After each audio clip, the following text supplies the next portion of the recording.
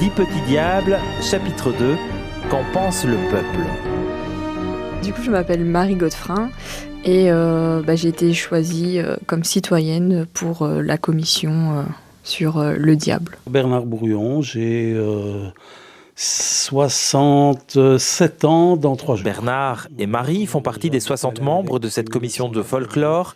Ils se sont portés volontaires et ont été tirés au sort. Toute cette histoire du sauvage, du diable, en tous les cas vis-à-vis de l'extérieur, n'a pas donné nécessairement une très bonne image de la ville de Hatt ou des Hattois. J'ai habité 1 an à Namur, maintenant j'habite à Mons.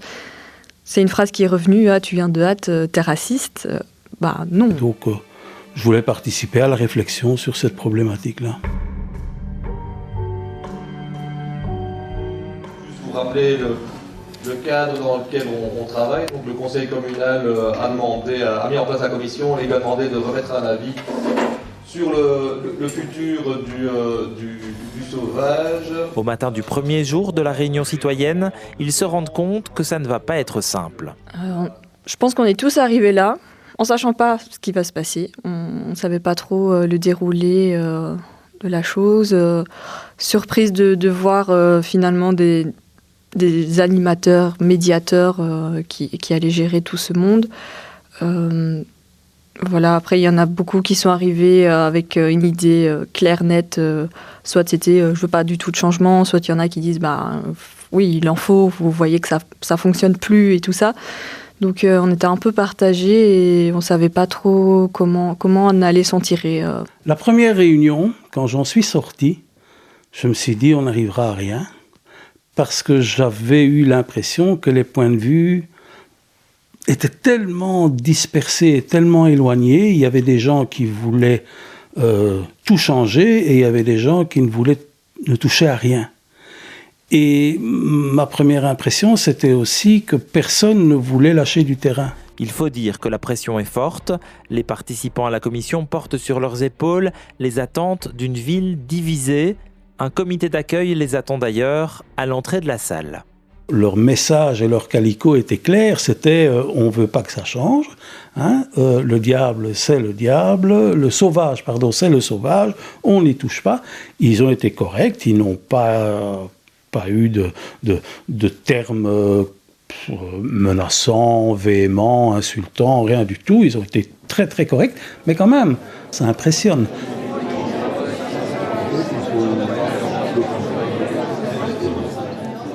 À l'intérieur, les 60 font connaissance et découvrent le cadre de leur mission. Ils discutent par 2, par 3, mais ensuite, comment donner son avis quand tout le monde est réuni? Certainement pas en votant à main levée. Marie-Hélène Elbot est facilitatrice. Avec son collègue, elle anime les réunions citoyennes. Leur méthode, dynamique, encourage la nuance et la remise en question. Souvent, quand on demande l'avis aux gens, on lève le bras. Ceux qui sont pour, ceux qui sont contre. Ça, c'est quelque chose que nous, on ne fait pas parce que c'est très clivant. Nous, ce qu'on fait, c'est qu'on va déterminer dans la pièce, on a une grande salle, on prend des cordes ou du tape, du scotch, on va déterminer des espaces et on va poser un certain nombre de questions. Et sur base des questions, de la réponse que toi, tu donnes à la question que nous, on pose à tout le monde, tu vas prendre place dans la pièce. Ça a permis, d'une part, de se répartir, de se situer visuellement. Et puis, les modérateurs, à ce moment-là, allaient interroger des personnes de chaque parti en posant des questions parfois bien précises ou parfois en demandant simplement d'expliquer pourquoi on était là et pourquoi on n'était pas là. Et ça permettait aussi de nourrir la réflexion après qu'on se soit positionné. Et donc, on voyait à ce moment-là des gens qui bougeaient. Les lignes bougent aussi dans cet autre exercice. Les animateurs proposent aux participants de se mettre dans la peau de différentes entités. L'un représente la Ducasse, un autre le diable, un troisième la ville d'Hatt. Ça permet de sortir de son point de vue, de se décentrer, de penser collectif. À un moment, Marie-Hélène invite les 60 à penser aux exclus de la Ducasse et ils sont plus nombreux qu'on ne le pense. Les premiers auxquels on pense, c'est les gens d'afrodescendance. Mais il y a aussi les personnes qui, avec toute cette polémique, se sentent dépossédées de leur Ducasse. Des personnes qui se sentent exclues aussi, c'est des personnes qui disent mais moi, effectivement, ce sauvage, je n'arrive plus à m'identifier parce qu'effectivement, maintenant que cette question a été levée, je me rends compte de l'image que ça donne. D'autres personnes qui se sentent exclues, c'est des personnes qui disent oh, mais attends, c'est notre Ducasse, on veut pas qu'on nous l'enlève. Ou des personnes qui disent mais moi je trouve que depuis qu'il y a cette polémique, j'ai plus envie de faire la Ducasse parce que tout tourne autour de ça et il n'y a plus la légèreté, la bonhomie qu'il y avait avant. La suite au prochain chapitre.